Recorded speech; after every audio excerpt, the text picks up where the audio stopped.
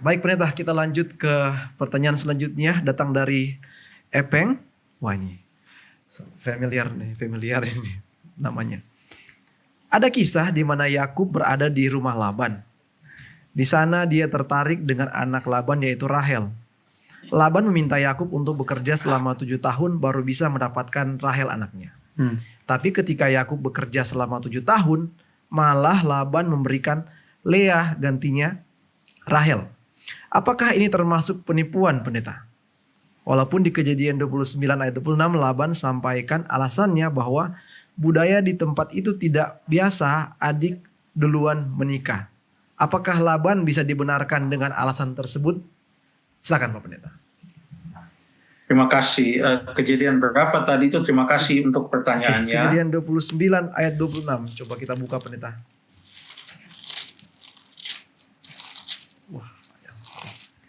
Kejadian 29 ayat yang ke-26.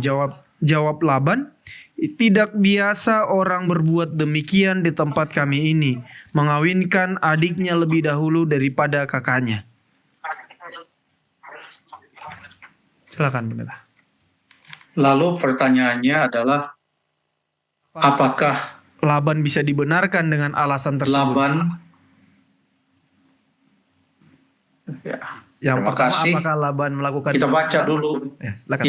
Kita baca di ayat yang ke-25. Sebab ada pertanyaan tadi kalau tidak salah, apakah ini termasuk penipuan? Oke. Ya. Kita baca ayat yang ke-25. Ayat yang ke-25, Kejadian 29. Iya. Bunyinya, tetapi pada waktu pagi tampaklah bahwa itu Leah. Lalu berkatalah Yakub kepada Laban, "Apakah yang kau perbuat terhadap aku ini? Bukankah untuk mendapat Rahel aku bekerja padamu? Mengapa engkau menipu aku?" Ya, dia bilang kalau ditanya apakah ini penipuan, ya betul ini penipuan. Karena Yakub bilang, "Kenapa engkau menipu aku?" Kalau soal tipu menipu, Yakub juga terkenal. Iya. Makanya dia tahu mungkin pendeta karena dia juga penipu. Iya kan, termasuk penipuan identitas juga. Yakub itu kan begitu. Iya. Jadi kalau kita mau paraphrase dengan kata-kata kita sendiri, bisa saja Ishak dalam hati, bukankah saya lagi tunggu makanan dari Esau? Kenapa kamu bilang kamu ini Esau, padahal ternyata kamu Yakub. Kamu menipu. Nah, sekarang dia tahu itu penipuan. Karena dia menipu, dia takut, dia lari. Sekarang dia lihat, loh, bukankah untuk Rahel saya bekerja?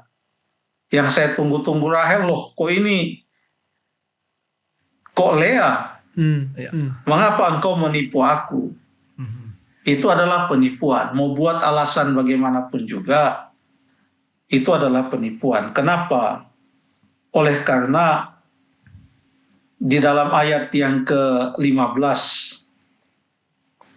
berkata Laban kepada Yakub, "Masakan karena engkau adalah sanak saudaraku, engkau bekerja kepadaku dengan cuma-cuma? Katakanlah kepadaku apa yang patut menjadi upahmu." Lalu kemudian ayat yang ke-18, Yakub cinta kepada Rahel, sebab itu ia berkata, "Aku mau bekerja kepadamu 7 tahun lamanya untuk mendapat Rahel, anakmu yang lebih muda itu." Sahut Laban, "Lebih baiklah ia kuberikan kepadamu daripada kepada orang lain, maka tinggallah padaku." Jadi bekerjalah Yakub 7 tahun. Sudah 7 tahun dia bekerja. Sudah ada kesepakatan. Atas kesepakatan itu. Dan 7 tahun itu juga kemungkinan Laban sudah pikir-pikir, biar saya sudah punya rencana ini. Itu kan bukan alasan yang baru dibuat malam itu. Sudah direncanakan jauh sebelumnya.